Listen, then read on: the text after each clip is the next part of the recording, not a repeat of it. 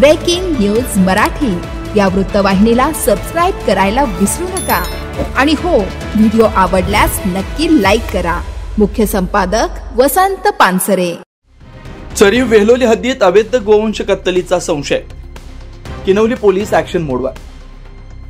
शहापूर तालुक्यातील Kinwali police station हद्दीतील चरीव व वेल्होली गावाजवळ शुक्रवार दिनांक 30 मेच्या मध्यरात्री वेल्होली डोळखाम रस्त्यावरील वेल्होली पुलाजवळ अंदाजे 6 गोवंश जनावरांची अवैध कत्तल झाल्याचा धक्कादायक प्रकार शनिवारी सकाळच्या सुमारास काही शेतकऱ्यांना आढळून आला।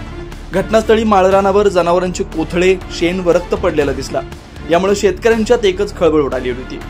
सदर घटनेची माहिती किनवली पोलीस ठाण्याचे प्रभारी नितीन खैरनार यांना मिळताच त्यांनी आपल्या इतर कर्मचाऱ्यांसह घटनास्थळी धाव घेत सदर घटनेची माहिती पोलीस अधीक्षक यांना देऊन त्यांच्या मार्गदर्शनाखाली तपास करायला सुरुवात केली व घटनास्थळी पंचनामा करून सदर अवशेष जमिनीमध्ये जेसीबीच्या साहाय्याने पुरून टाकण्यात आले।